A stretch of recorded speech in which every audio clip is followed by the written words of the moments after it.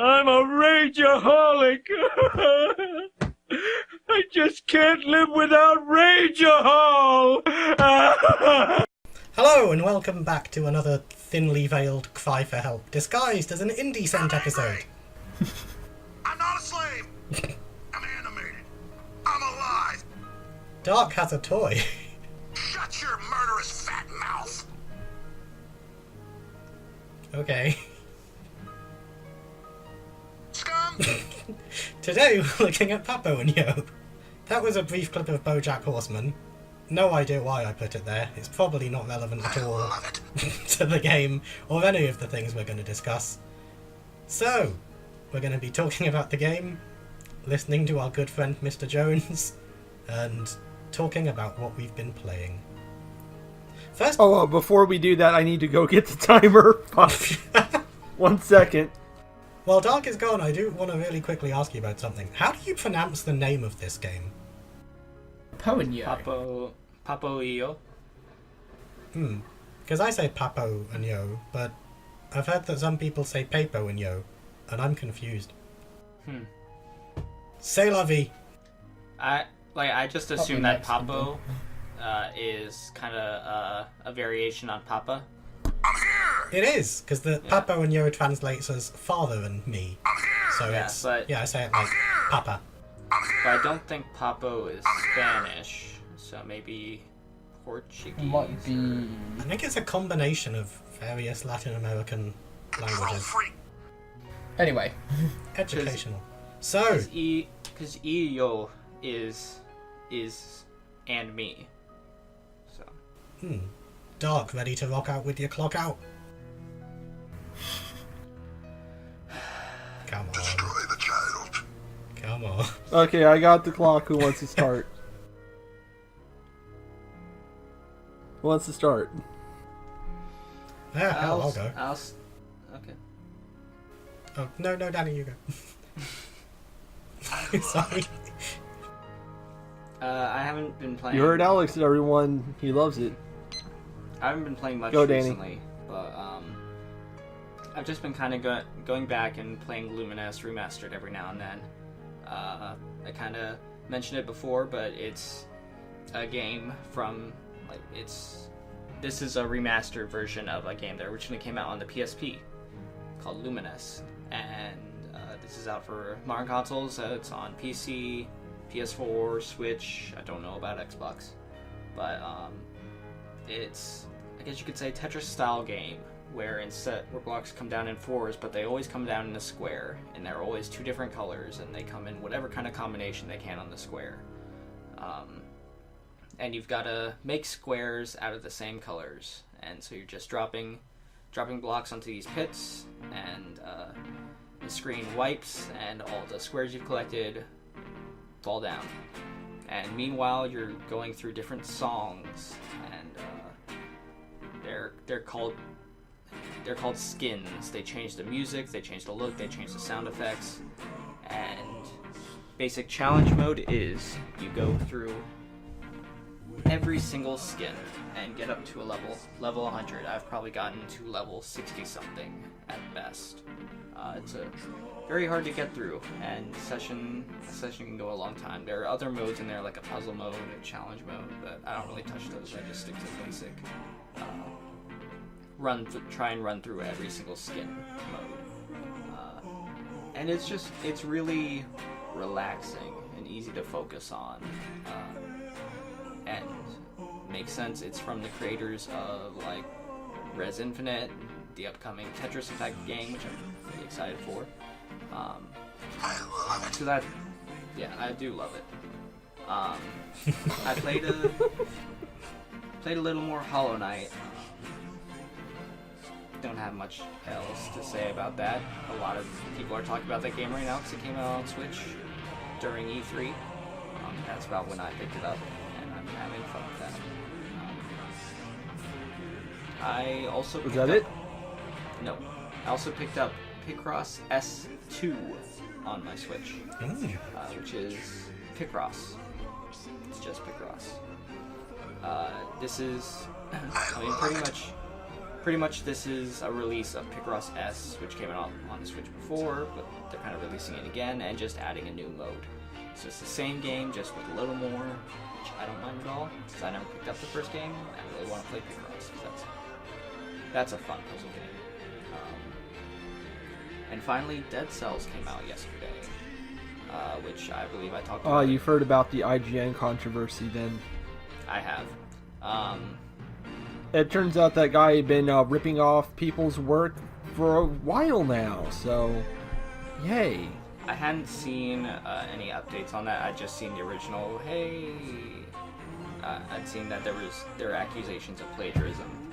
And I didn't watch the video, so I can't really comment one way or another. Jim Sterling did a comparison of the two, and yeah, he definitely ripped him off. Okay. And it turns out he ripped off a lot of other people in other reviews throughout the years. Yeah, I was listening to yesterday's Giant Bomb cast last night, and they were talking about it, and they said that, yeah, definitely, they definitely felt like it was plagiarism. Piece of trash. Yeah. But yeah, Dead Cells. I talked about it a year ago when I picked it up in PC in early access, and it's the same game but with more stuff. There's lore, there's more items, more features, and it's fun.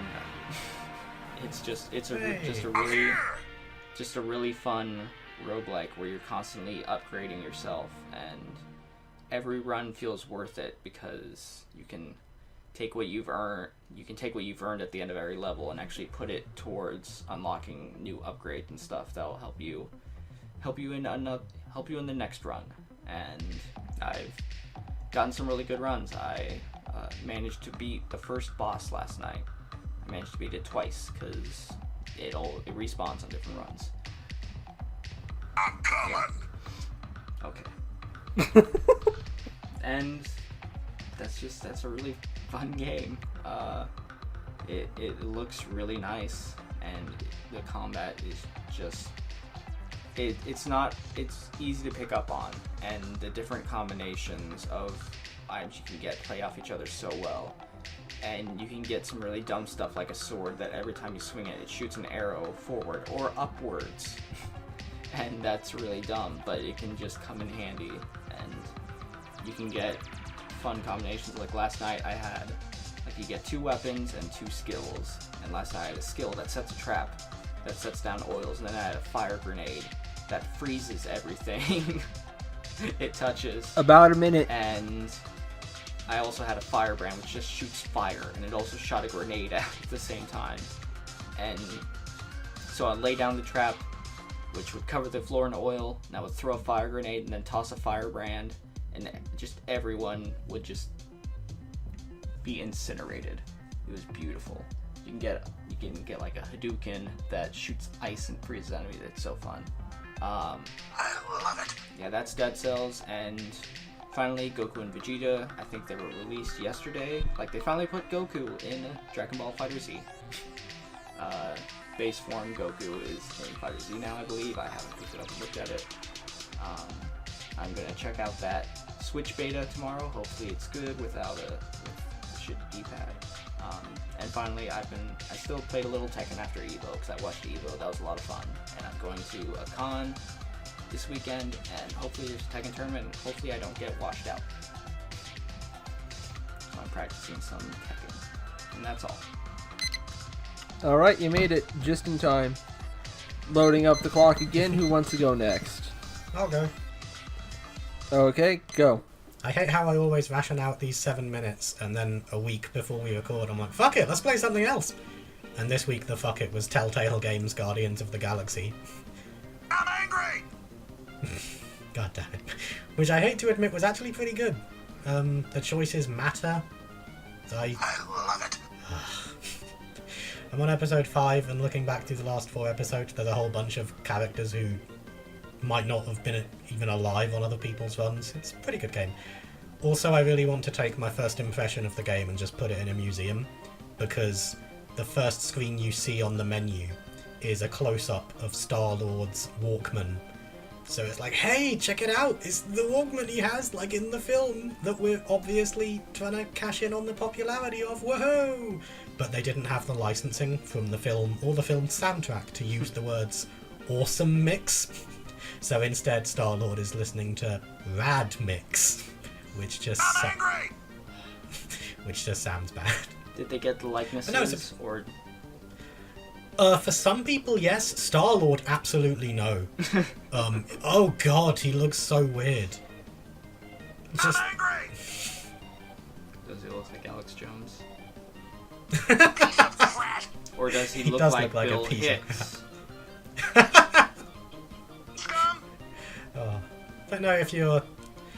Telltale games, they are quite good at, like, if you've ever finished like a 90-hour RPG and you just don't want to start anything serious again, then, but you also have like 12 hours coming up over the next week and you just want to waste some time, pick something from Telltale games. And if you like Starboy, Rocket the Hedgehog, Space Kratos, She-Hulk and the Giving Tree, then Guardians of the Galaxy is the way to go.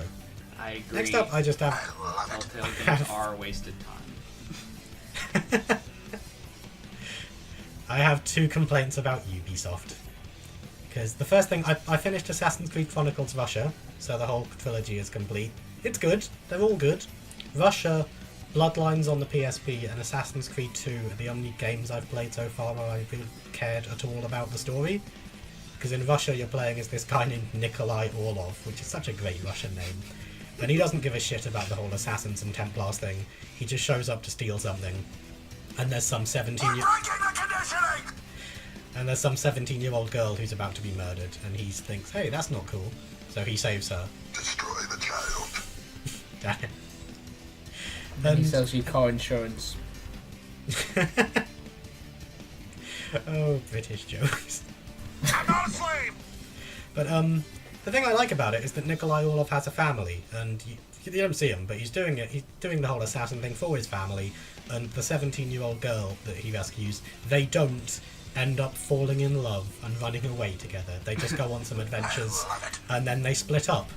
Unlike in Assassin's Creed Revelations, where Ezio looks about 70, and he ends up... I'm coming. Yep, he ends up getting married to like a 20-year-old woman who never wears a bra.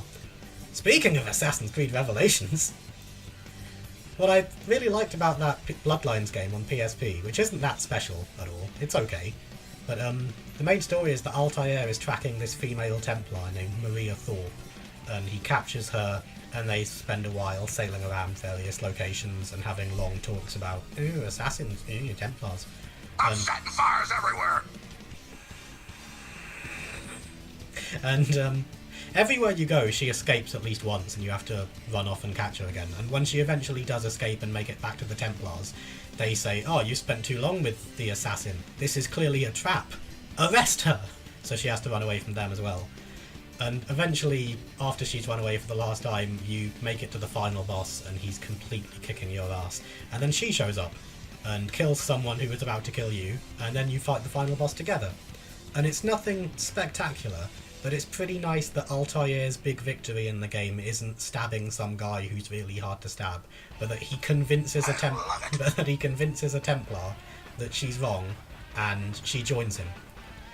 And then in Assassin's Creed Revelations, the wife Maria appears in one flashback, where Altair's walking along with someone, and they're like, "Hey Altair, isn't that your wife?" And he goes, "Hey, my wife!" And then someone else screams, "Altair, you suck, I'm gonna kill you." And then they try to stab him, but his wife jumps in the way, and he goes, "Oh, my wife!" And that's it. My wife.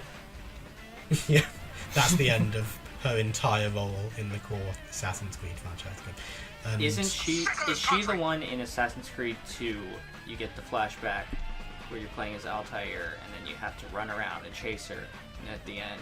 I think so. I'm an explorer. Yeah. It's very Assassin's Creed that like she was the main supporting character in the spin-off no one cared about. And they're like, let's bring her into the core series and kill her off so that Altair can angst. Yeah, her It's two not appearances to fuck and to die. Yeah. A little over a minute left. Okay, I'll definitely don't have time to get into all of it, but I started Splinter Cell Blacklist. What the motherfucking fuck is Splinter Cell Blacklist? Jesus Christ. It's like they were making a Splinter Cell game and then Ubisoft just came over and they vomited Ubisoft all over it. It's very... Piece of trash. It's very, very bad. It's spectacularly bad. None of the things you have in the game, like your goggles and your equipment, none of them work, and they don't work because now you can upgrade them.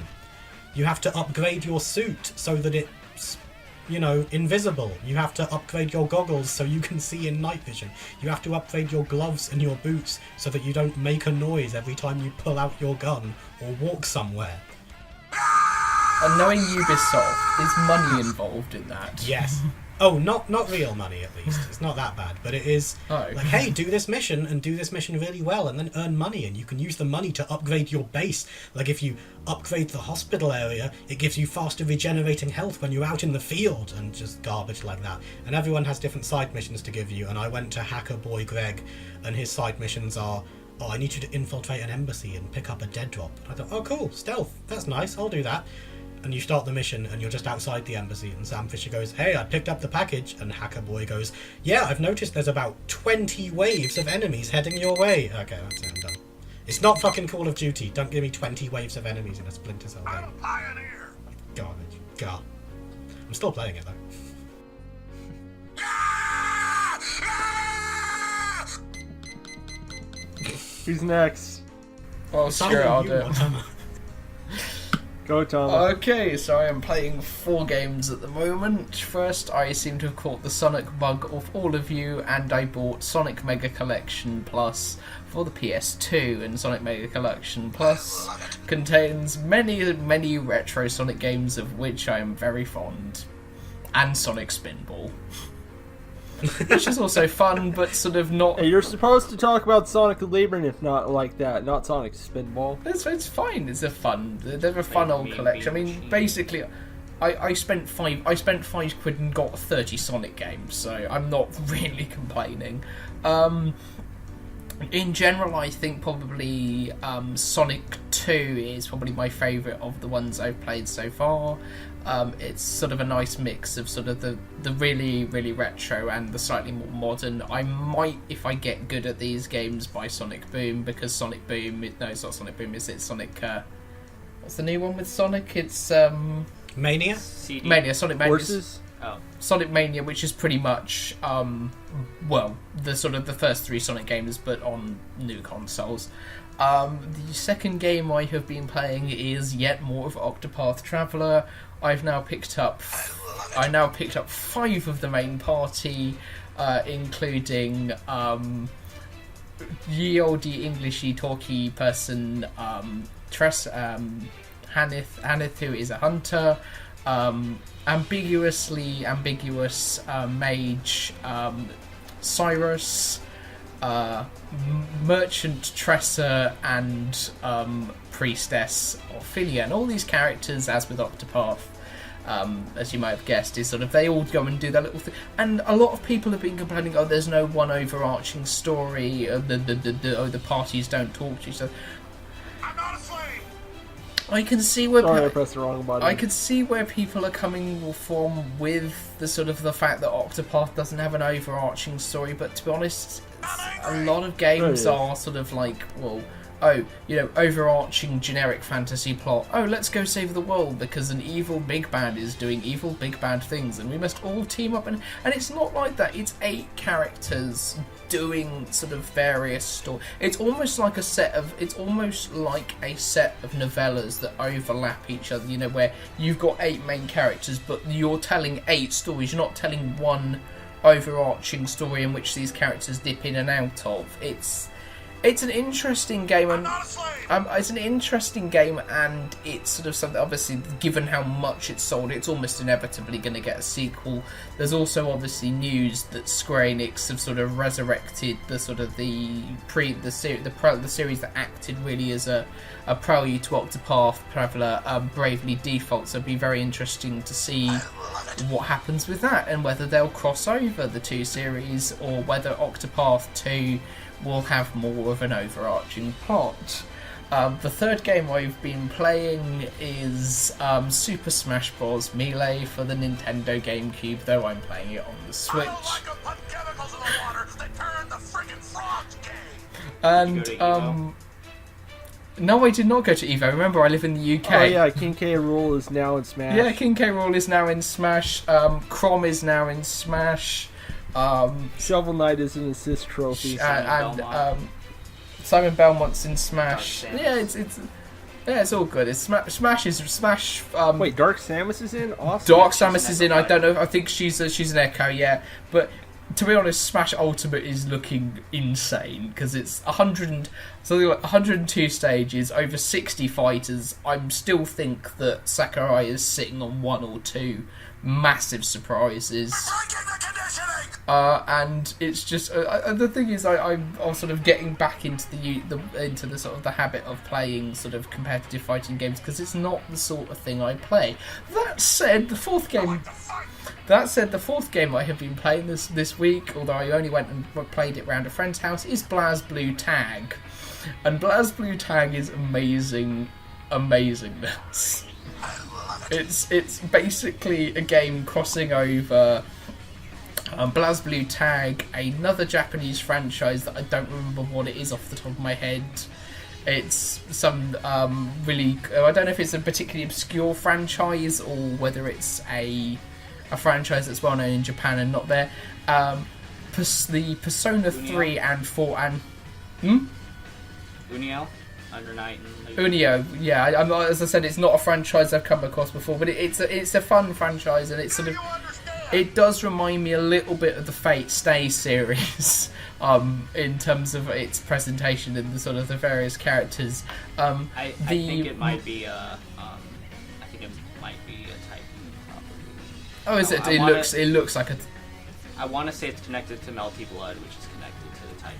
I think it may be something to do with that, but it has that Type Moon look. The Persona 3 and 4, and probably knowing our luck, Persona 5, and the animated American web series Ruby, and how it manages to juggle what is getting on for 40 plus characters in a fighting game whilst carrying on a plot that frankly is as amazing as it is ludicrous is quite a thing to witness. 1 minute. It's a beautiful, beautiful game, and I need to buy it on the Switch.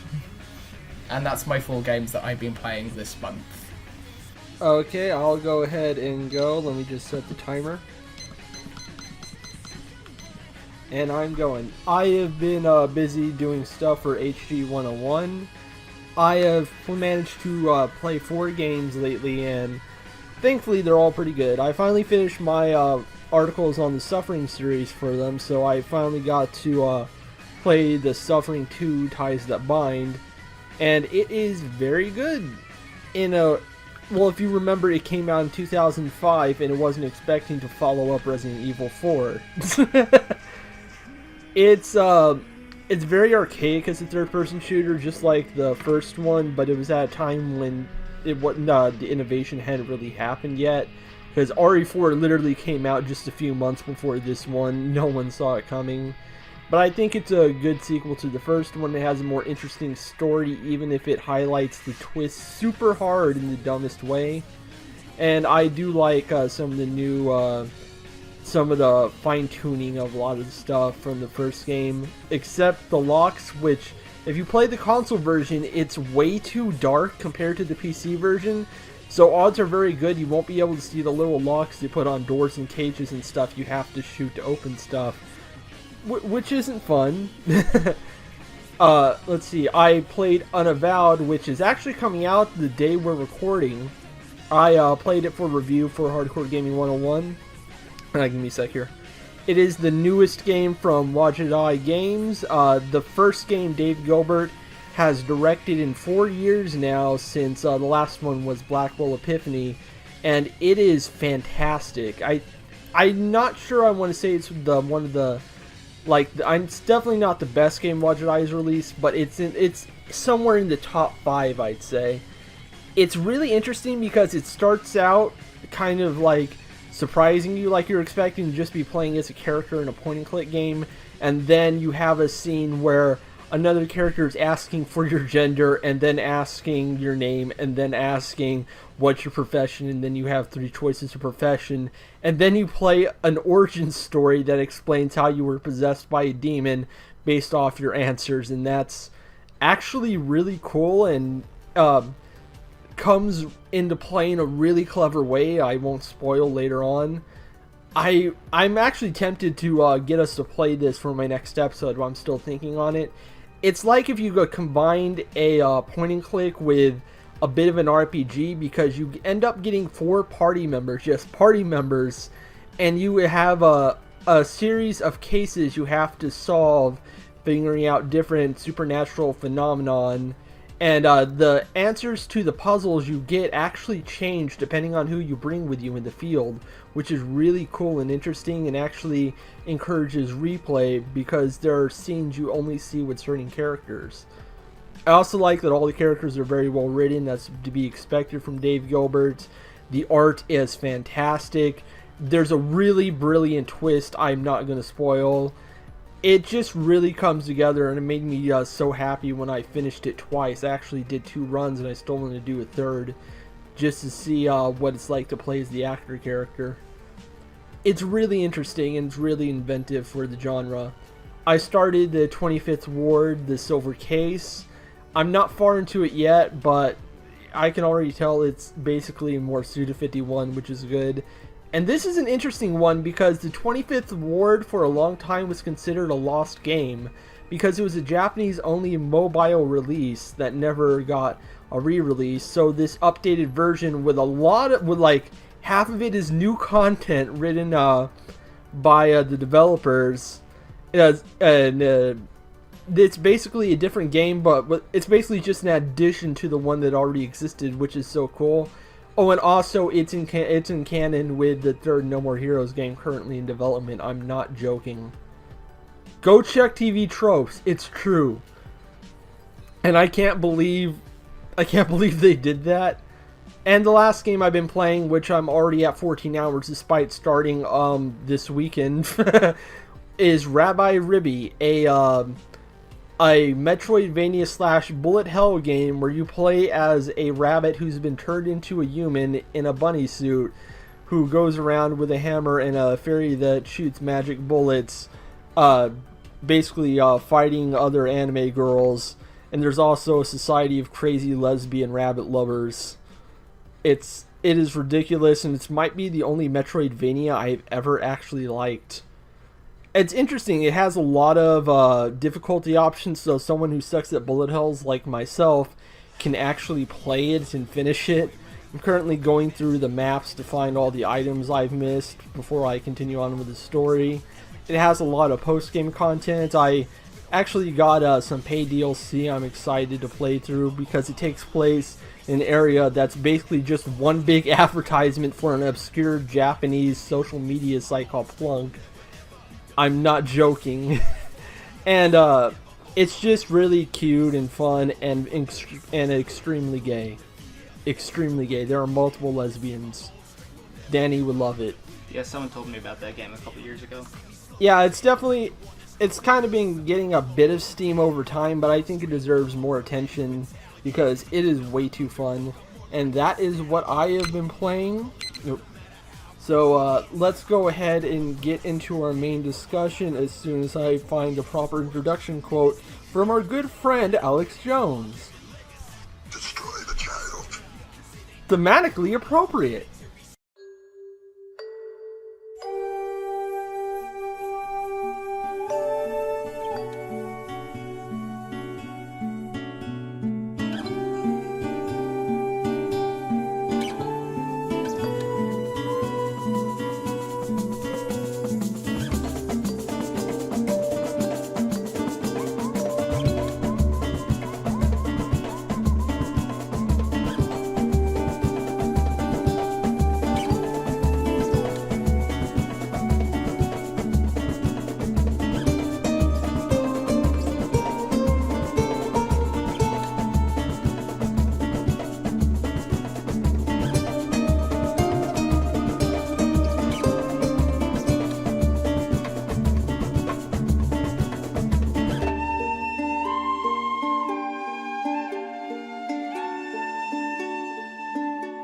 Papo Yo was developed by Minority Media.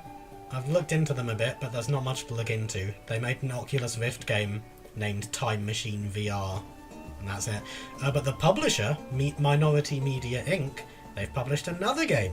It's another VR game named Trek Travel Around the World. Papo Yo is pretty much what I think they're going to be known for, and most of the credit goes to one Mr. Vander Caballero, who's the writer/creative director who has a Twitter account that has not updated since March 2014. So, come back. I am beginning to think a little bit. So hey, we got this game. It's this game about a child facing the realities of an explicitly abusive childhood. And we thought we'd liven up the discussion with some Alex Jones quotes while we go. Hey, hang on. I do have one. I found the perfect clip to explain what this game is. It is a clip from The Simpsons. Homer accidentally strangles his cat, and then he realizes that he is a rageaholic and exclaims, "I can't live without Rageahol." That's the game. Yeah. Much like Spec Ops: The Line, the whole point of the game is the plot, especially as you get nearer the end. So I'd like us to maybe let's not go too in depth into the plot for a little. Even while. though the allegory is about as blunt as a steel bat to the face. Yeah, massively blunt. But let's try and discuss like one or two other things, and then because once we really get into the story, that's pretty much it until the end of the podcast. And also, unlike Spec Ops: The Line, Papo Yo isn't shit, so we have lots of good things to discuss. Piece of trash. Liberal. The puzzles are really Shut good. your murderous fat mouth. You're a flaming fascist, control freak, scum. Okay, so They're taking the DMT. So, I kind of want to just kind of say at the beginning, Ow! without interruption, I kind of want to say, I think, like, I wholeheartedly believe games should tackle heavy topics. I think games do tackle heavy topics successfully. I believe they can and should. And this tackles a pretty heavy topic about alcoholism and domestic abuse. And plus, it came from the director's own Yeah, life. and it came from a very, very personal viewpoint. At the start, he says it's dedicated to his mother and his sisters who suffered through the monster that was their father. So, I want to treat that with the respect it deserves, kind of that message. But I also want to treat it as a game that I had to play. And I felt it was held back by trying to be so gamey. Scum! Scum! Scum! Scum! Scum! Yeah, I'm inclined to agree with that opinion. I mean, don't get me wrong, it's a game that does tackle the topic, particularly towards the end of the game. It does start to tackle the topic, and it does start to sort of unbox and unpack a lot of the obviously the effect of what obviously was the creator's real life. But at the same time, for well over half the game, you are cooperating and in some cases using the monster who is representative of the father and of the father, moreover the father's abuse, and you're using him as a tool to get through the game. I mean, yes, I suppose you could argue, well, the father isn't drinking all the time, therefore the father isn't abusive all the time, and obviously mixed into... I actually think that's important for the game to make its point about abusive relationships. Yeah, and we can get into that more in spoilers about the kind of adventure with Kiko, the kid you play as, and Monster. Like, I'll have to wait to get into spoilers to get into that, because there's some stuff at the end of the game that I think puts that in a good light. What I'm getting more at is you spend, like, this game is a puzzle platformer, and you spend a lot of the game just hopping around in this platforming that isn't that great.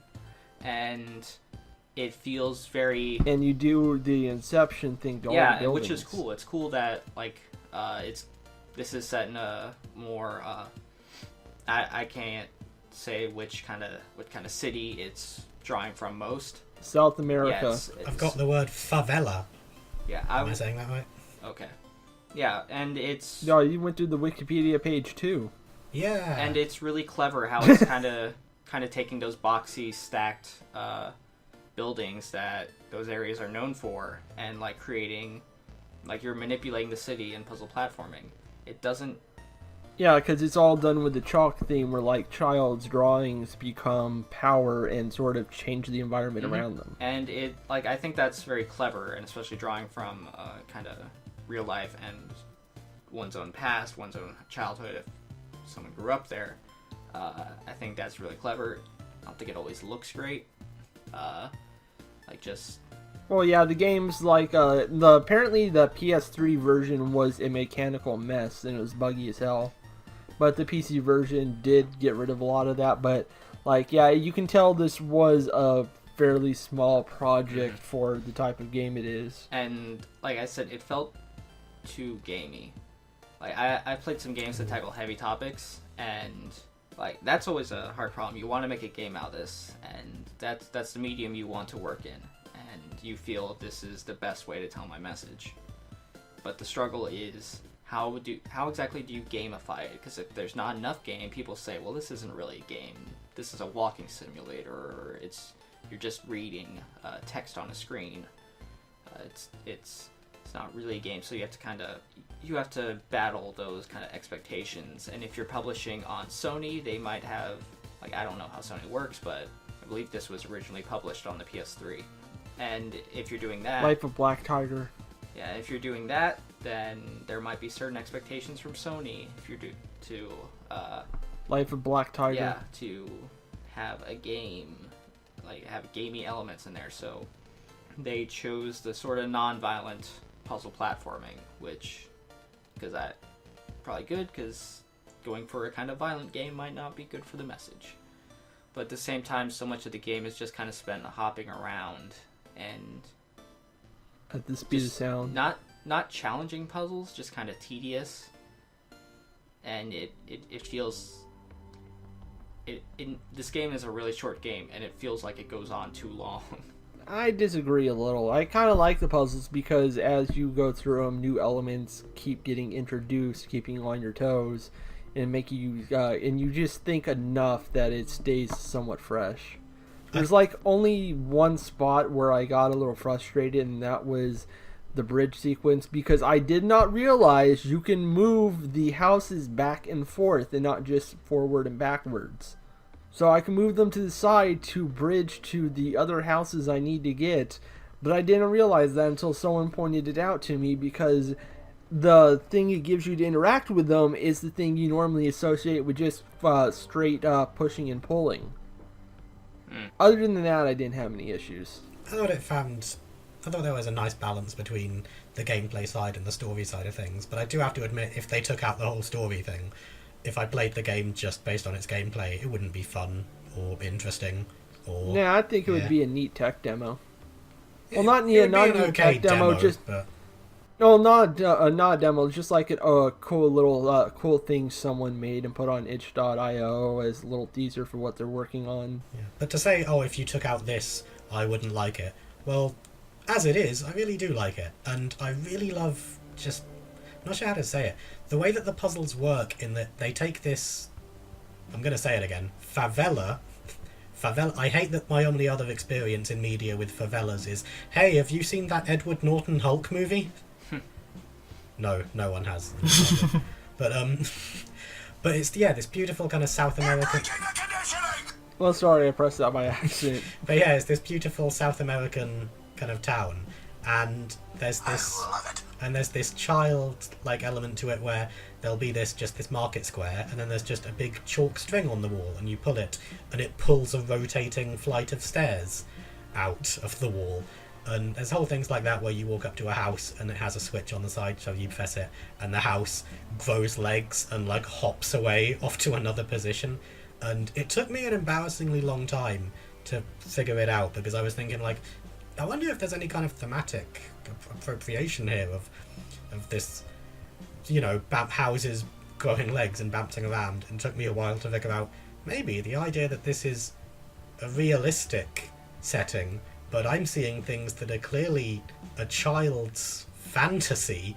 Maybe that says a little thing about how Kiko is seeing the world in general at this moment in time. For me, the game that actually surprisingly this reminded me of, although obviously there's a lot of Portal? it wasn't actually Portal, it was actually, strangely enough, Shadow of the Colossus. It's got for a start, there's a little bit of visual similarity. Obviously, it's got the limitations of the PlayStation as a console, but it's the sort of the idea of, sort of obviously the monster, but more importantly of a sort of a puzzleification of a problem. It's sort of like, oh well, for example, in Shadow of Colossus, the monsters are a puzzle in which you have to solve. You have to climb up the monster. You have to get from one point to another. And I would say in a way that Shadow of the Colossus is equally a sort of a game which tackles a heavy concept, that of sort of loss and grief and sort of human fallibility, and the fact that sort of sometimes the decisions we make are not the right ones. Obviously, with Papo and Yo, that is a little bit, as we'll come on to sort of talk about, it's a lot more blunt and a lot more obvious and a lot more sort of, rather than what Shadow of the Colossus does, which is basically to imply and sort of have a lot of it sort of caught up in the artwork. The problem I had with Papo and Yo as a game is, as Danny had, it's the puzzleification. Don't get me wrong, there is a version of this game where there is still puzzles, but I found that the puzzles sort of were just added on. You could have done, absolutely, if you had released this game on Steam, I think you could have done this as a walking simulator with some puzzles. I think obviously then you had the limitation of what Sony and the PSN requires to actually make a game. So I kind of disagree with that for story reasons, but I think the best example I can give that doesn't go too far in spoilers is that one puzzle towards the end of the game where you have to move the houses in place, but you also have to splat the frogs on the walls so the monster can't get to them and reset the process. Like, you can't... The feeling that's conveying in that moment, in context with all the symbolism and imagery and such, can't be done in like a normal walkabout. No, I would agree. I mean, this is the thing. I don't think the game... I think the game could do with this game. Absolutely, some of the puzzles in the game are integral. They sort of actually convey without using any words, without basically in an emotive way. They convey probably better than any sort of text or cutscene could. But I think the number of the puzzles and a lot of the fact that some of the puzzles aren't, are just a drift. They're just it's a fun little puzzle rather than tying it back to the story. And I suppose that brings us to the other sort of comparison I make, which is going to be again a bit of a strange one. It's sort of like comparing, I suppose, the way that games like Phoenix Wright and particularly the Professor Layton series do. That puzzle is always part of the story. Doing the puzzle brings the story on, but it's also connected to the story integrally, rather than... Well, I wouldn't say that about Professor Layton, because fire's going on. He just stops and he's like, that reminds me of a puzzle. Yeah. I mean... But, okay, more Phoenix Wright, but... I get it in Phoenix Wright, but it's... Yeah, it would be kind of hard for them to change that in Papo and Yo. Like, I'm not sure how Professor Layton and Papo and Yo. Like, you mentioned that one puzzle where you're trying to splat the frogs while keeping the monster away. And what I'm guessing it's trying to make you feel, especially in kind of like another section of that puzzle where he has to turn into the on fire monster, and he's chasing you around and like tossing you around. I feel like that's supposed to be scary because kind of the analog you're dealing with when he's in the on fire mode, the violent mode. Oh, it's definitely hilarious the first time. And He's just like, suddenly on fire, and you're getting tossed around like a Looney Tunes cartoon. like that's the thing, that kind of whole, like when that happens and you get tossed around, there's no consequence for it. You just kind of get set back a little. It's annoying more than anything. It's not like the kind. I would say it works better later in the game. I don't think it does. It got it doesn't more work. annoying. It doesn't work the first time it happens, but when it starts becoming more central to puzzles, especially towards the end game, I think it works much better. More annoying later because getting set back is a big deal, and having him and all those tight corridors and having him chase you kind of sets you off a little more. Yeah, it's annoying. It's not like scary or violent or anything. It's annoying. Well, I don't think it has to be entirely scary or such. I don't think adding consequences would have made it scary. The metaphor it's trying to make is like in abusive. Like that's kind of when the father gets really abusive. I guess I'm placing a bit of myself in this game. I don't want to get too far into my personal life for obvious reasons, but I do have some experience in my family life with people who just don't know how to change a habit. And I deal with addiction issues myself, so feeling annoyed at that part made sense to me, because it's dealing with people like that can just be tiring or annoying at them when they're at their worst, not necessarily frightening. Mm-hmm. Let's talk about the monster a bit more. Let's talk about him before he gets scary, because the monster's kind of the whole point of the story. Yeah, so the way the game starts out is the kid is hiding in a closet from something that's clearly the monster because of the shadow, and goes through a portal with a spiral, through a chalk spiral on the wall. He meets a strange girl who calls him cursed, and runs around everywhere, and he tries to chase her, and eventually he runs into the monster, who is this sleeping, lazy, fruit-hungry, fat thing that just walks around when it's hungry, or just lays on its back when it's tired, and you have to use it to solve puzzles. You also get a little robot friend called Lupo, I think it was? Lula, that's it. And it gives you an extra jump, and you basically just move around, solve puzzles, and try to figure out what's going on from there. And eventually you learn that the ultimate goal is to cure the monster of its rage that he gets when he eats frogs. The thing I really like about the monster is that he's big and stupid and ugly, and this I think could probably have only been done in a video game. Kind of endearing. He's really stupid, but he's just stupid in the sense that he follows around looking for fruit to eat, and there are little sections in the game where you can find a football and kick the football at him, and he'll kick it back to you and then laugh. And there's a puzzle in the game where you have to turn the correct key, and there's one of 3 keys to pick, and you have to turn the correct one. And if you pick the wrong one, then the wall that would fall back, instead it gets closer to you and it looks like it's going to crush you. And if you really screw up that puzzle, then the monster grabs you and pulls you out of danger.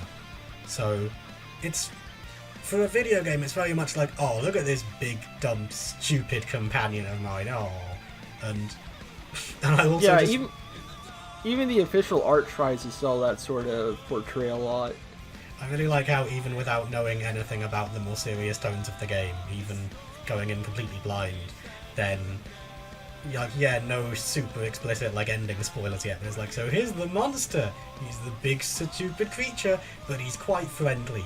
Anyway, the monster has a problem. He likes to eat fruit, but he also likes to eat frogs, and if he eats a frog, which he just can't help but do, he turns into this really horrible, violent monster who has trouble calming down and can sometimes maybe even hurt the people around him. And you're like, oh, I get it. Put chemicals in the water that turn the friggin' frogs gay.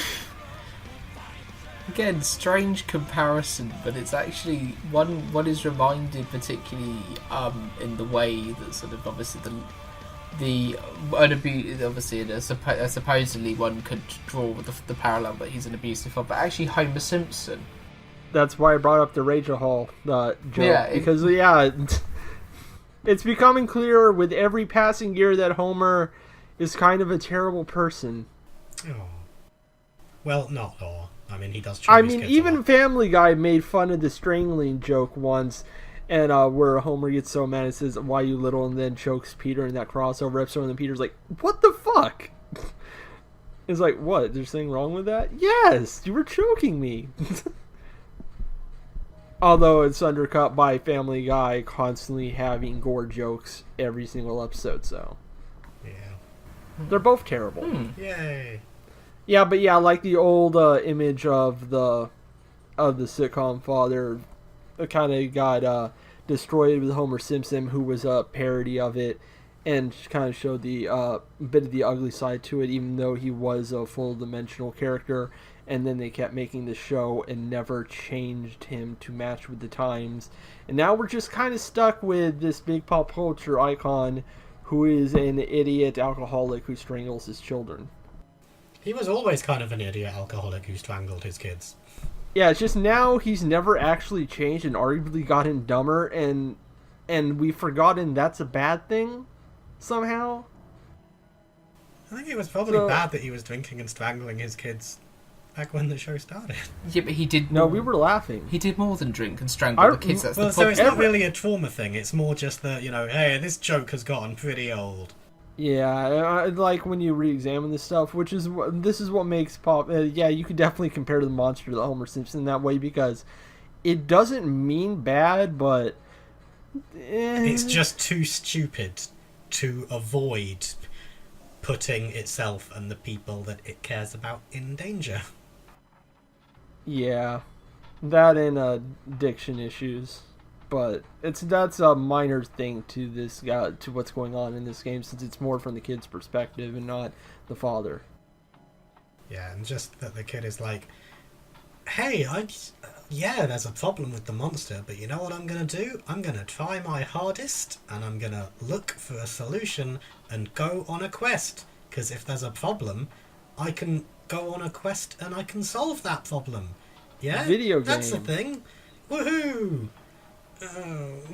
Let's not get into spoilers just yet. I think we can still talk about the mechanics.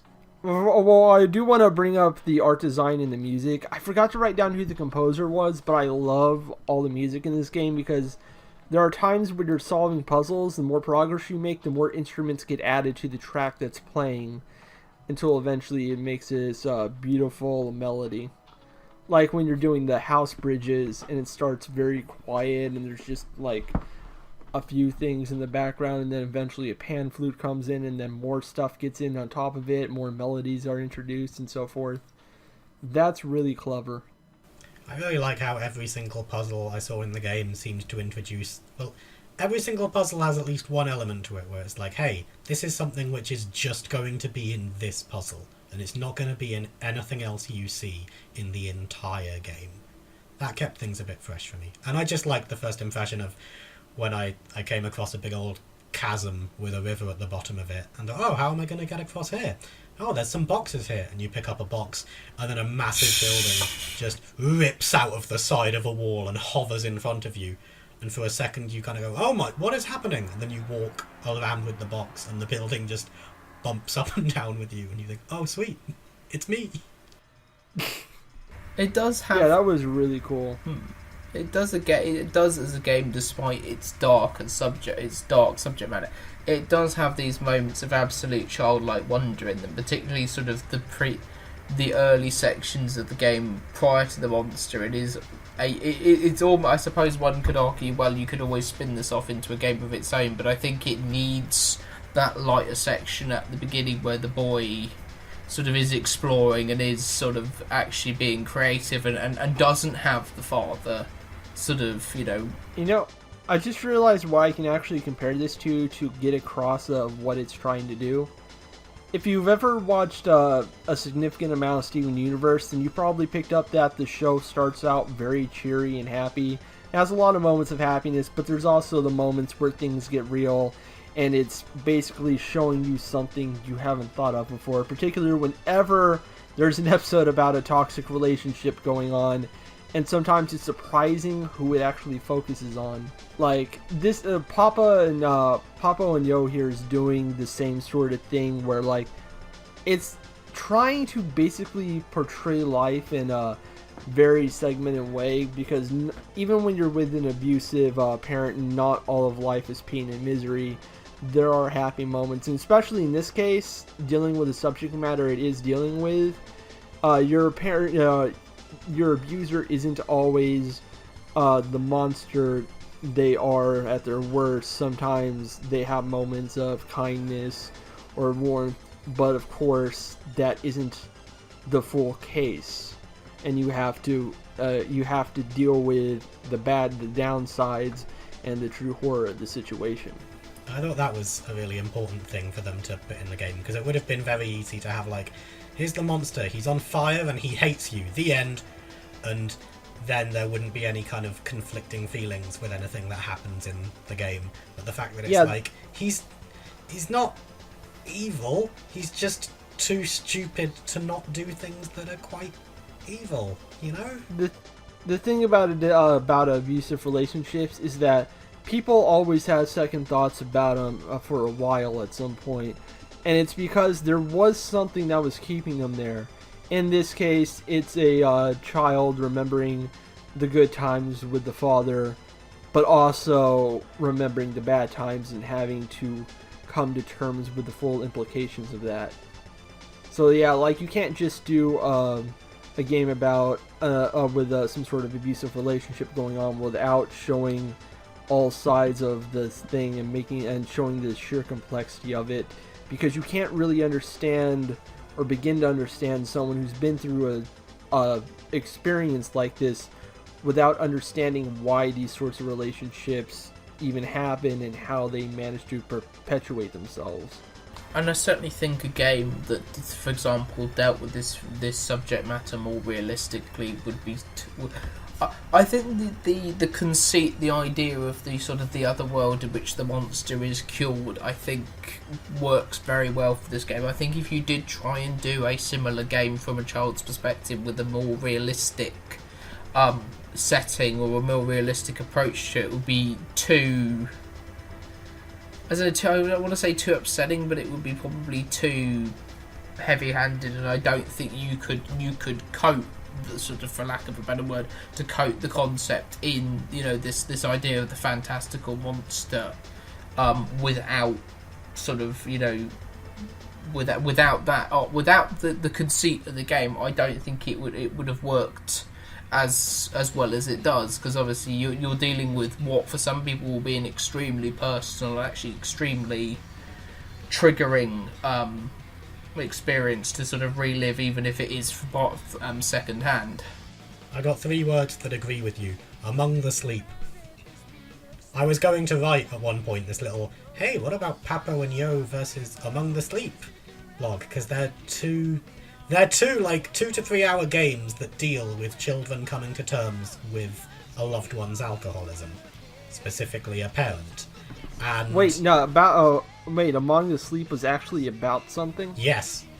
And the problem is that then I started writing things down and I was like, okay, so in order to have some balance, what are some things that Among the Sleep does better than Papo and Yo? And then 5 minutes later I just thought, I can't write this. It's nothing. It's just a complete curb stomp. It's like, no.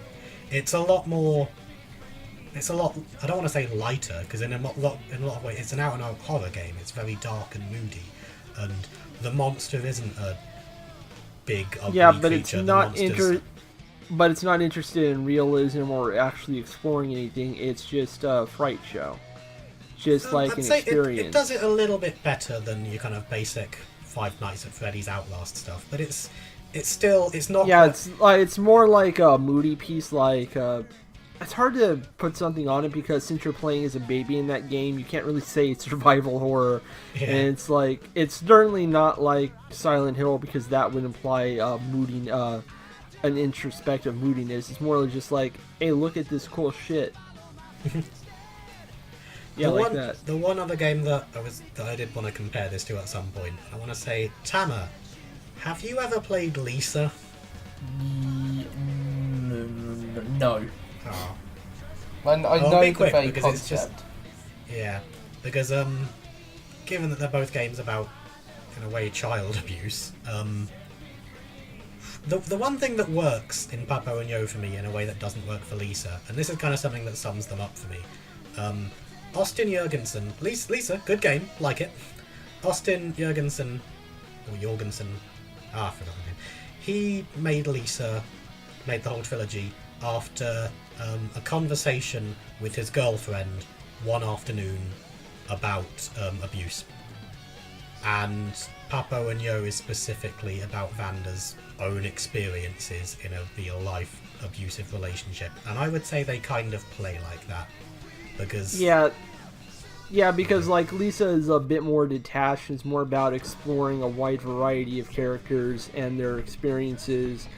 And I think Jordanson does a really good job with what he's trying to do, but he also doesn't... You can't really fully understand the experience of being in an abusive relationship or with an abusive parent because he hasn't experienced that, and it does show a bit in his writing. I think that's why there's a lot of other stuff in the game. Because, like, if somebody pointed a gun to my head and went, "What's the message behind Papo and Yo?" I'd just kind of laugh at them and say, it is literally impossible for anyone to play Papo and Yo and not understand what the message behind it is. We've talked a lot about some story stuff, but the ending, there's a very clear message there. If you ask me Lisa has a lot more directions it's trying to go in at the same time, but I don't think that's a negative in Lisa's favor. I just think it makes them very different, because one is about one thing very clearly, and the other has several other ideas it's exploring that are also worth exploring, but it means that there's no one central idea to frame it around. That's creepy, because I've literally written down, Lisa doesn't have a central idea, it's more of an exploration, and... Well, I did write like 6,000 words about it. But yeah, if I had to hazard a guess at Lisa, it's like, could be about specifically the cycle of abuse, how Marty abused Brad, which made him abusive to Buddy, which made Buddy abusive. But there's also all this evil scientist, gendercide, Mad Max wasteland thing. And I'm like, does that fit in anywhere? Whatever. It actually does have some points, especially the toxic masculinity stuff, but that's all sidetracking. Yeah. So, should we get into the... Not really sure what the spoiler thing is. Should we just explain what the ending of the game is? Let's not go that far. Let's go into this right, and let's just get right into spoilers.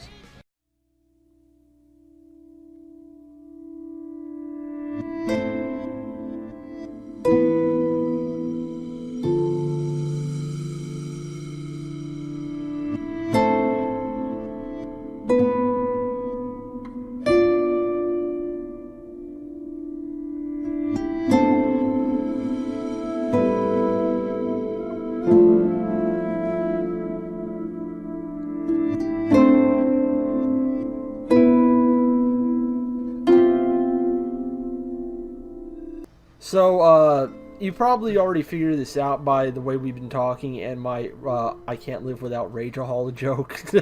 But Papo and Yo is about how do you pronounce this guy's last name? Caballero? Caballero. That's how I went for it. It's about his own experience living with... Like that.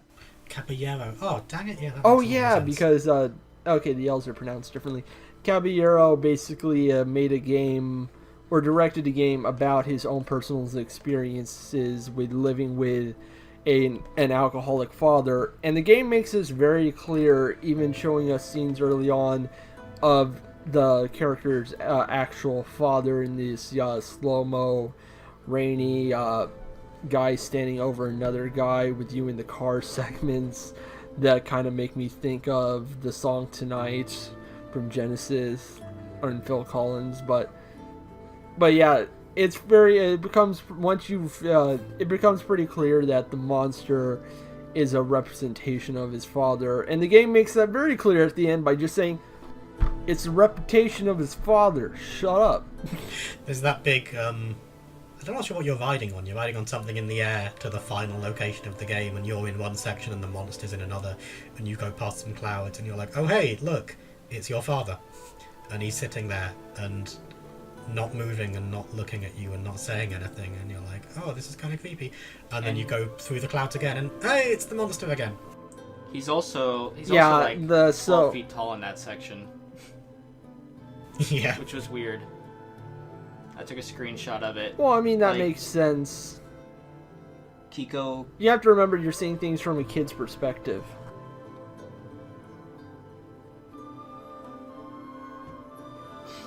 Yes. Well, anyways, that means all the mechanics of the game revolving around the monsters is revolving around the alcoholism. So what normally happens is the monster just goes around looking for food when it's nearby and eats it, stuffing his dumb face. But if he comes across a frog, he eats it and gets very angry and goes on fire and chases you around as the entire sky goes DC Crisis Red. And you have to give him rotten fruit to cure him, which is basically a hangover cure. And so, basically, the frogs are tequila. Yeah, at one point you're literally throwing tequila into a pipe and it's coming out as a frog for the monster to have. I saw one or two reviews where they were like, oh, this is way too... metaphors are all about subtlety, duh. And it's like, you're playing the game as a literal child. And also, as the resident stupid IndieCent person who's always missing the themes, I really liked how it basically grabbed me by the face and just pulled my head to the screen and was like, you cannot possibly misunderstand this. We are just going to... I know that you already understand, but we're just going to force it in about 5 more times because you... Fuck subtlety. Right? Different subject matter requires different amounts of subtlety or just full on, and like something like Children of Men, which is a fantastic movie, kind of shits the bed at the very end when the boat comes in and it's like named The Future or Hope or some crap like that. And like, it's not a very subtle movie, but I mean at that point it's going too much. But for something like Papo Yo, it needed that bat to the head moment because it's very much about not one gigantic concept relating to humanity, but just one person's situation with another person. Like, it's very personal. It needs to be very open about what it's trying to say because what it's trying to say is very, very simple. And should we get into what it's trying to say? And we sort of alluded to it earlier when we were talking about I think Talma brought up that it was that like you're having like happy throwing the frogs at the walls, having happy fun times with this like abusive father, and I kind of said, well, we'll have to wait until spoilers. So at one point you're like the whole game you're trying to get Monster to a shaman who can cure him of his rage and anger. And so you get there and then you gotta get him to rehab, but he said no. You're talking to a rage fire who's like, there's no shaman here, Kiko.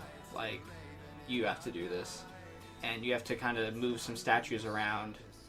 Like, statues of events from the game. Like, you running around with your dad. You running around with a monster. And then you kind of, you switch the statue around and it turns into a statue of the dad taking off his belt while Kiko's on the ground. Just stuff like the dad, statues of the dad eating a frog, eating like a fruit or something, turn into a statue of the dad drinking. And no, frog. It was a frog because that's the alcohol. Okay, that's the tequila frog. Yeah, and the fruit is just fruit. It is food. And like you and Lula flying around, it's just you playing with your kind of toy robot. And then there's another one with the girl who we'll get to that in a minute. And basically the idea was Kiko was kind of trying to suppress these bad memories of his father. And one thing I did really like about the game is it very much felt like, I'm sorry, I forget his name. Like Kiko? No, the real life person's name. Vander Caballero. It very much felt like him trying to talk to his younger self and give him some advice. Because just like, you can't push this down. You have to confront it. And I thought it had a very mature message at the end where he just says, like, you can't, like, you're not going to be able to rehabilitate him. You can't ignore what happened. You have to live with it, and what it says is you have to let him go. And at the end, you literally push a sleeping monster into kind of an abyss, like for good. Take over! And I thought that felt like a very mature message that was very much Vander trying to talk to his childhood self. Yeah, sometimes you have to let go of your pain, and you have to accept that your relationships with people who hurt you and mainly do nothing but hurt you can't really go on. Yeah. Sometimes you just have to cut ties. Yeah, it wasn't a trite, Or in other words... We're breaking the conditioning! Yeah, it wasn't... I'm just trying to keep this from being too heavy. Yeah. It wasn't a trite, oh, well, you have to forgive him, or okay, everything's good now, we did it, we saved him. It wasn't... That's not how it works. And I mean, you could have done, oh, we saved him, and then kind of smash cut to reality where it doesn't work like that. But this one way felt more constructive, where it was like, yeah, you couldn't fix it.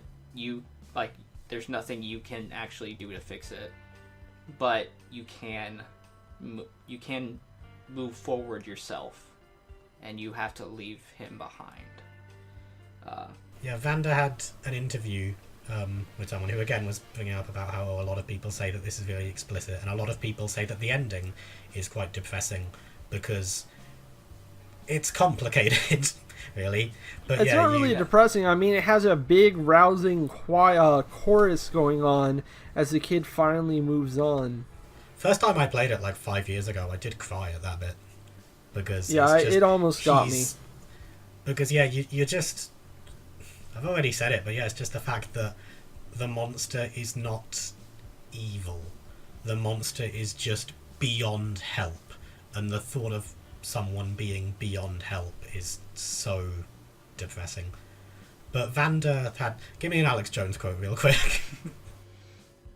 Yeah, it's... Hang on. It didn't make me... It wasn't really getting me last night. Like, last night I was appreciating kind of the message. You know what? I will go to hell before I sit here and I watch this country and the world turned over to these savages. I'm done. Oh god, the pause isn't working anymore. Yeah. Oh, stop! No! Hoist by your own petard. This is the Alex Jones show now. Oh no, we're gonna be removed from YouTube. We're gonna get banned from everywhere except Twitter. Okay. I'm trying to talk over him at this time. The rant won't end. Stop! No, Alex Jones. I don't care. Speaking of... Oh, fuck it. I'll just keep going. So I sat down to play this. Yeah. Sat down last night and played this all in one sitting, in just a couple hours. And I appreciated kind of the message as I was getting through the end. It didn't hit me that emotionally just because I was mostly frustrated at that point from playing the game. And I was kind of like, is it done yet? But like just kind of recounting it now, it's getting to me. Like the more emotional part, recounting it, because it's a good message. I feel like it's a constructive message. It's depressing in the sense that it has to face kind of reality, and in the end, Kiko has to return to hiding in the closet. But it's after he's been given this kind of advice from who I read as Vander, his older self, just telling him, you're gonna be able to move on eventually. And that was nice, I thought that whole message was the game's strongest aspect, even when I thought a lot of the gameplay and some of the story leading up to it fell short. Like the whole bit with Lula getting destroyed, that whole sequence was kind of unintentionally funny. Yeah, it doesn't help that the kid doesn't actually react to it, unlike when the robot got hurt. The like Lula. Oh, we're talking about something else. I'm talking about when the robot's destroyed. Yeah, Lula, the robot, gets gets killed for a while, Yeah. and the kid kicks the monster But after the girl dies, nothing. Also, like, okay. Let me talk to that. The girl had plenty of time to run and hide. Like, I know she has magic chalk teleportation okay, powers. so here's what happened. Here's a sequence of events. You hit the last key, and then she goes, "Hurry, Hiko, hit this other key. Like, hit this other key over here." And meanwhile, the whole time, Monster is like kind of like he's trapped in a sort of cage type thing, something that locks him in. And so you can just like take as much time as you want. You can walk over across the whole like area and leisurely hit the key. Meanwhile, the girl's just standing right beside Monster the whole time, yelling, "Hurry, hurry!" And so you hit the key, and it releases Monster, and she's just still standing there, and he eats her. And it's supposed to be this big emotional moment, but the whole time, like, you could have gotten away at any point. Destroy the child. And there is, I can't remember what the exact statue is, but there is a kind of a fourth statue about her that it's not really clear what the dad did to the real life. From what I gathered, the dad scared the girl away so the kid couldn't see her again. He said in an interview that the girl was based off a girl he knew growing up. I figured. So probably a friend he had a crush on. Because I liked it more when it was ambiguous, because it could They have been flirt like a lot. it could have been like a sister that he killed. Well, if it was a sister, that would have been creepy because she kisses him a lot. yeah, Remember, sometimes she'll just go up to him and kiss him on the side of the cheek. there were yeah, but screwing around maybe they with just maybe they live in Alabama. there was like when When that happened, I couldn't remember what the person looked like in the slow motion cutscene. So I was thinking, wait, did the dad like hit that girl with a car while he was drunk at some point, like drunk driving? Did he hit and kill a girl with? Oh, in the his slow motion cutscene, it's implied he killed a man. car? Okay. Yeah, you see another guy he's standing over, and he's not getting up. So either he knocked him out or he killed him. Which I'd like to also mention, I like the slow motion cutscenes. Maybe it's just because you're kind of running in slow motion in the stop time, and you're running around a car in the rain. I just always think that's a cool effect, running around in stop time, especially when there's rain and water involved. I misremembered the bit with the statues that you turn around, and it's kind of embarrassing because I have like 2 paragraphs of notes. Well, I played this like 3 years ago, and I like how earlier I said I played it 5 years ago because I said I cried at the end of it, and I was like, yeah, that was 5 years ago. I'm a man now. And then it's like, actually, it was 3 years ago. Actually, it was 2 years ago. Actually, it was last week. Actually, I'm still crying right now silently. But It's last thing. yeah, I wrote down the thing about the statues wrong because I thought it was happy memories with his dad, and I thought that you had to rotate them into the bad memories. And I'd written about that's just a really impressive mechanic, the way that he has to manually force the good memories out of his head and focus on the bad so he can find the strength to do what he needs to do. And then I played it and was like, Yeah. oh no, I made all that up. That Whoops. is kind of what it is, because he's kind of taking these created memories from the Well, I mean, adventure. it's surely a good memory to remember that the monster ate a girl. It is definitely good at tearing down the childish, his interpretation. Yeah, it's more like a fantasy destruction, not a good memories to bad memories. It's still good. It's just I remembered it completely. Like the memory of the dad of the monster eating the frogs, turning into the rage monster. That's not quite really a good memory, but it's still sanitized from reality because it's fantasy. So it's kind of removing the childish veil and just kind of confronting reality.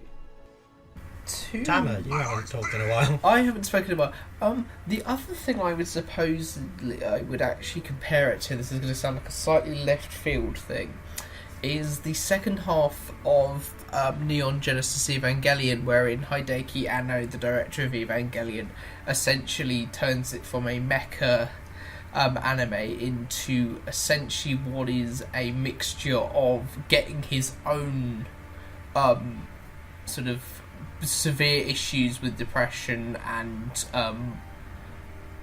bipolar disorder, and also sort of trying to use it as a tool in which to sort of talk to other people who suffer from his condition. It's obviously you're comparing a 3-hour game to sort of like 8 or 9 20-minute episodes of anime, but it's particularly notable in that last few scenes wherein, okay, you basically realise, well, you know, nobody's going to sort of come and save you. You've got to save yourself. You've got to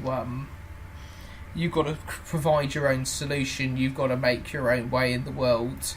And admittedly, the ending of the 26th episode of Neon Genesis Evangelion does very much sort of have a lighter and fresher thing than the ending of Papo and Yo, but they sort of have that same emotive clarity to it, you know, that, okay, yes, nothing is perfect, and the character is still going to have to go back to the real world and his abusive father, but he's equipped with the skills from sort of, one would say, the older self, to sort of be able to tackle it and be able to either sort of, well, I suppose obviously not, given the ending, not cure his father, but perhaps escape from the abusive situation in which he finds himself, much in the same way that Evangelion sort of goes, well, you know, you basically have to, in order for other people to sort of like yourself, you've got to like yourself, you know, first. You've got to sort of deal with your problems aren't, you know, something that can be helped entirely solved by outward forces. You've got to sort of start looking at them yourselves and equipping yourselves with the ability to sort of weather your own problems. Have I read way too much into that? Oh no, you got it. Spot on. I haven't watched any Neon Genesis Evangelion, but spot on. You should watch the end of Evangelion movie, because it's explains like everything that after happened the end of the before. series, when all the fans were super mad that he didn't answer any questions that didn't actually matter at all, and like Shinji didn't get with any of the girls. He made an entire movie where Shinji goes insane, tries to kill one of them, and basically tells everyone to fuck off and destroys the world in the process and turns everyone into Jello. You should know by now that I only watch classy anime, like Prison School and Aho Girl. There's a cum hand in it. Yeah. Cum hand Shinji. I think obviously if He we has are, cum in his hand and looks at it and says, "Man, I'm fucked up." I think obviously if we are to, Because he's jacked off Yeah. over a comatose girl that he later strangles in the movie. yeah, but sort of obviously, I think obviously Papo and Yo does take a lighter thing. I think basically End of Evangelion, if Neon Genesis Evangelion is normal therapy, then End of Evangelion is a full-blown intervention. There's no cum hand in Papa and Yo. No. No, there is not. Which probably is a good thing. Oh yeah, I got that quote from.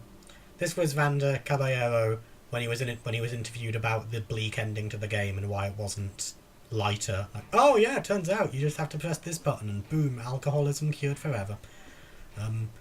He said he had a conversation with his therapist where his therapist told him, when someone wants to hit rock bottom, there is nothing you can do to stop them. And this was Caballero just talking on from that. When someone is self-destructive or destructive of others, and you want to stop them, there's nothing you can do. They're looking for something there. They're getting something out of that destruction, and if you stay with them, you're going to get destroyed. So the only thing you can do is let them go, and it's the most painful thing you can do in your life. We'll never be your slaves. I don't think Vander Caballero has ever been to Croydon. No, but it is a work that is clearly from an intensely personal point of view. I mean, obviously, I don't know whether he himself, whether he set out to particularly exercise or sort of, or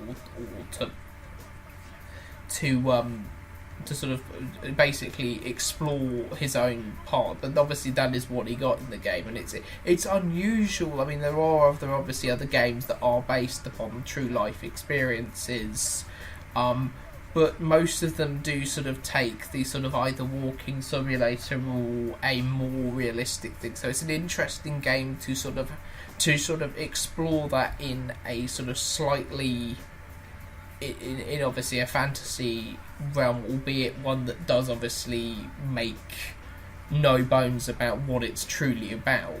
So it's an interesting game, and obviously it does have that the ending is very unusual for a sort of game of that type, because it's bleak, yes it's sort of, well, you know, obviously he this is probably an intensely painful and intensely personal thing for him to actually present to a playing audience, but it's an interesting game nonetheless. And I think if it wasn't from such a personal point of view, if it was someone going through the motions, no extent to Lisa, but if it was a game more like Lisa, I don't think it would be as impactful. I don't like them putting chemicals in the water that turn the friggin' frogs gay. So anyway, From I can't. a cold dead head, you I can throw in the one token thing that I didn't quite like about the game. Because you get to the end of the credits sequence, and yeah, the first time I played it, still just, you know, wiping away tears, like, damn, that was really powerful. I hope this person makes more games. That was just a really impactful experience. And then I think there's a doll or something, and the camera quickly zooms in on the doll, and a hat appears on the head of the doll, and it's like, whoa, play the game again and find the 25 optional hats. Do you understand? Tell all your friends to collect all 25 hats in Papo Yo. There's Wacky an adventure achievement. time. There's an achievement for it. I know, I got it. It's the sort of game that you look at and go, the problem, I suppose that is the problem with it. It still has to be at the end of the day a game, and You think that stuff really works on me? I like to have It doesn't work on me! and to have a Steam achievement Do you for understand? oh, by the way, you Answer the question! and have a Steam achievement for, oh, by the way, you've pushed your dad off and have to go back, a sort of symbolic representation of your alcoholic father off a cloud, and have to go back, oh, by the way, you got a Steam achievement for that. Ding. Corrupt them all. So, anyone have anything else? I got one thing. Yep. Hang on here. Someone else go. Does Mr. Jones have anything? Someone else go. I mean, I still have my final thoughts thing written down. How's everyone else doing? I think that's about it. Only other thing that I didn't really mention, I thought kind of the whole Lula getting broken scene was kind of unintentionally funny, because like monster just Yeah. raging monster just starts barreling right into it, and then it cuts to a slow zoom in of Lula kind of bracing in the air, and then it cuts to a slow zoom in of Kiko just reaching out going no, and then just kind of like putting his hand away and looking down, and then you go to the next level. And then you have to go to a temple to revive the toy robot. And I took this kind of funny screenshot of the girl praying over the toy robot on an altar, and Kiko's just kind of standing there giving this weird look. That whole bit was kind of... My god, it is Shadow of the Colossus. 1776 will commence again! I like when you think put on I the basically hitboxes, said, and then you can run around with them on your head. as seen in Konami's Metal Gear Solid.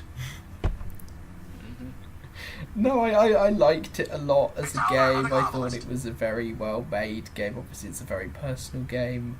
The thing actually I liked most about it was actually the music and the sound design. The little walking buildings all seem to have like their own individual voice sound effects, which I thought was a really small touch, but it was a really nice touch. So you have all the little buildings wandering around and sort of chirruping along in a slightly different way. And I thought that obviously it is a game that sort of matches light and dark quite well, and I think that is the sort of the I suppose one could argue, well, you know, that is what life's like, even with somebody who is abusive. I don't know whether that undermines the concept or whether it strengthens the concept and makes when the monster truly is monstrous more impactful, or I don't know. It's an interesting. We're breaking the conditioning! It's an interesting game, and it's sort of. I wish this guy makes more games, because the way he sort of looks at concepts and the way he sort of tells a story is very interesting. Come back to Twitter, Vanda. Wherever you are. And speaking of Nah, you're people better who off. are on Twitter, Dark, do you and Mr. Jones have anything to say?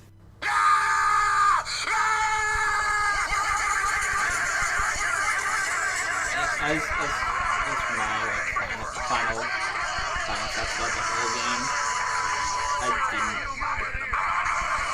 I thought it had a great kind of central message, and like sort of conveying that at the end I don't like them putting chemicals in the water that turn the friggin' frogs gay! was pretty. Ow! Like, I thought the message it was trying to tell, like at the very end, was a good one. A very mature message that I liked. But I didn't enjoy playing any of the 3 hours leading up to it, and I didn't even particularly enjoy playing through the message at the end. I thought the game was just really held back by trying to be a game. We have to add this to be a game.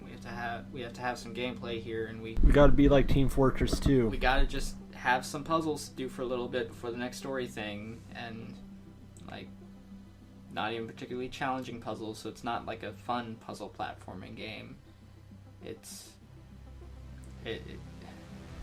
just feels like something to have between the next cutscene and this child's adventure, and I didn't even think the whole adventure was very good, aside from sort of the conclusion and the message it's trying to tell at the end.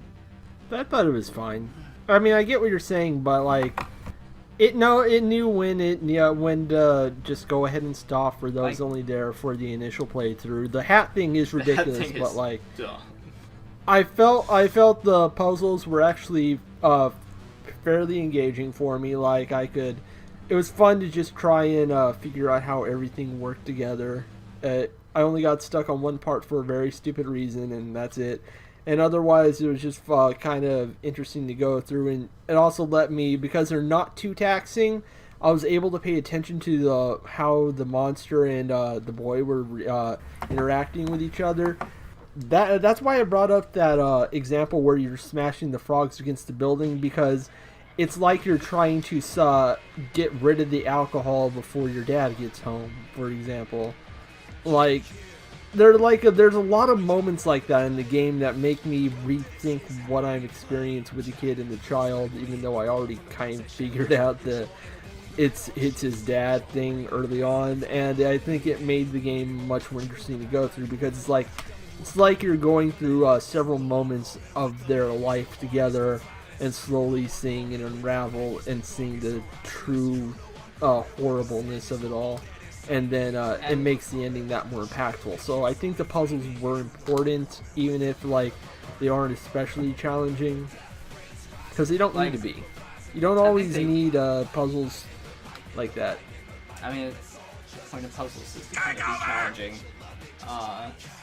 Well, no. Yeah. I mean, like in a puzzle game, yes, in a straight up puzzle game. But this isn't what that is. Like, I would compare it to like how Dave Gilbert's games in From Watch I compare to other games made from other developers he helped publish. He doesn't have hard puzzles. He has puzzles that fit with the story. Like, he does a lot of investigation stuff. It's just stuff to get you from point A to point B, but it works because you're slowly solving a bigger problem. It's not like in Resonance, which was technically made by another developer named Vince 12, where you have to solve a puzzle box and have to figure out a complicated pattern to get through a magnetic field, and so on and so forth. It depends on what you're trying to do with the game, and I don't think Papa and Yo would have benefited from challenging puzzles. I think that would actually hurt it. Because, like, it works in something like Portal, because the point is that it's trying to confuse and disorient you, and make you think more seriously about what's occurring by putting you in the mood to think, but that's not necessary for Papa and Yo, because it's more showing and telling than trying to make you figure it out. because the game itself is not a puzzle. It's just using puzzles to make a point. Puzzles can be challenging, or puzzles can be entertaining, or puzzles can be both. Or they can be neither. I just felt the puzzles in Papo Yo were... Just like all game mechanics, sometimes you just gotta think about it from outside the normal viewpoint we see, and think about how it fits the game you're playing. And I think it fits well and here. they didn't fit. They were just something to do for a little bit. And I think you can... I think you could tell the story in a puzzle platformer sense, and to be done well. Shut your murderous fat mouth! Didn't think it was done particularly well. The controls felt a little finicky for me. Where I was just kind of falling off platforms, like not being able to like the jump. It felt not very refined as a puzzle platformer is the thing. Which is why I felt more like something to do. Okay. You think that stuff really works on me? It doesn't work on me! Do you understand? Answer the question! So my final thoughts. I bet you can guess what my final thoughts are about at this very moment in time. Now my final thoughts, I'm actually really quite impressionable. And I used to be even more impressionable. So I am kind of worried that if 10 years ago I had played Papo Yo, which would be impossible because it wasn't out yet, then I definitely would have played it and come away thinking like, this game's right. I do need to cut ties with the abusive people in my life. Like my dad, he looks like in 8 years' time he's going to vote for something called Brexit. I should just cut ties with him straight away. And Shut the door, let's get this going. to be fair, maybe I should, because that is pretty fucking abusive. But no, You have a strong will. Papo Yo it's not my favourite game by any means, but when I think about arty games, when I think about games that we would be able to discuss on IndieCent, and they would be interesting, and not just me being like, I like the gameplay mechanics, it's fun, and that's it for the 45 minutes.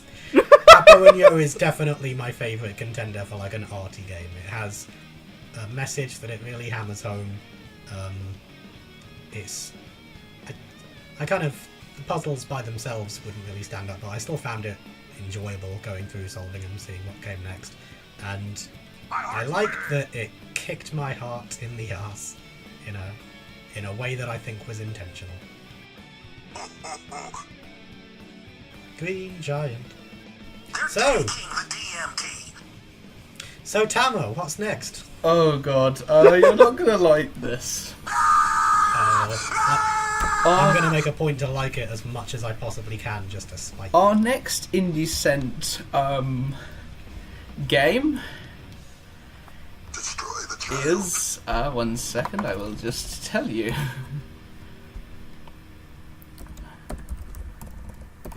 Our next IndieCent game is Coming.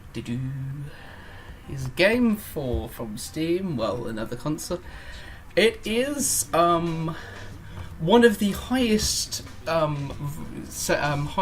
backed games on the entire website Kickstarter of all time. Mighty Number 9? It is based upon one of the most famous webcomics of the last 20 years. Oh. Is it Lost? And it Is is this Lost? from What Pumpkin Studios, Hive Swap Act 1, based upon the popular webcomic Homestuck. So that is go buy that now. I will, but just know that my contribution for next episode will be, and I didn't really get it, but okay. Don't worry, it's not a hard game to understand. You don't even have to know anything about Homestuck. Good. It takes place in its own continuity, but like if you know Homestuck, you're going to get a lot more out of it because of the little nods it makes. But just Act 1 by itself, you'll be fine. Let me tell you about Homestuck. I like. And if you do know what Homestuck is, you're going to be losing your shit every 5 seconds. I'd like to. Right. I went to the store page and only one of the curators I follow said anything about it, and I'd like to read that right now. Oh, go on. I think I put a review up for it. Curators, I don't remember. not individual people. Oh, they suck. It does We say should you make an recommended it. IndieCent curator. It's called Hive Swap because it's so Curators bad are it makes you bad. break out in hives and say, I'd rather swap.avi. Go to GameStop and swap this turd for a game that doesn't suck. Oh heck, it's digital only. Not recommended. And that is from Curator Waifu Hunter. Oh dear. I Curators trust are Waifu. bad. Yeah. Curators are bad. So, I like the Sorry. curator Let who me tell just you about says him. that anytime was better. that just says anytime a game has a gay girl in it. I think I followed that one And it as says well. if you can date her. Good news. Good news. Hive Swap, incredibly gay. Yes. but is it 60 FPS? You know I won't play anything less than 60 Listen, FPS. listen, guys, 'cause I'm if a you don't- massive fucking tool. Listen, let me explain. The original Homestuck comic had 20 main characters. 3/4 of them were gay or trans. It's a gay game. It's a very We're good. gay game from a very gay creator. Actually, I don't know what Hussey is. I Because think Hussey- nobody I knows. think All I Hussey- know is he might actually be the villain of his own comic because he slowly changed himself over several years to appear just like the villain in his comic. Is he Sans Undertale? He is not Sans Undertale, although Mr. Toby Are you Fox, sure? creator of Sans Undertale and in fact Undertale, does do the soundtrack for this game, and it is fucking awesome. Also, Bubsy jokes. Also, But hey! also Drill helped write this game. It's Oh true. my god. That's how we found out what his name is. Because his name is in the credits. I don't want to know Drill's name. Don't tell You don't me. don't worry. It doesn't. You don't have to know, but we know it now, and we know he worked on the game, and that makes it great. That would be like seeing the face of Chuck Tingle. You're like, no. This is bad. The face of Chuck Tingle is just a massive penis. So I'm coming. I've had my phone downloading an app so I can check my Otakon schedule for the weekend. I was going to check that after this podcast, but I just opened it up after I finished downloading it. Right at the top, first event, Anime for All display at the Library of Congress. Oh Christ! We're breaking the conditioning! So I've this lost is that been 1776 will commence In again! stores now. We still haven't gotten really competent at like ending these yet, have we? Look, we ended 10 I minutes don't like ago. them putting chemicals in the water that turn the Oh, fair freaking enough. frogs gay. Next time on IndieCent. Hang on. I have let me find something we can end this on. Oh, this will work. And in almost every photo op, he eats an ice cream. You go, look, I'm a harmless old man. I wonder if could you walk in a bank with a machine gun and say, put all the money in the bag of your dead?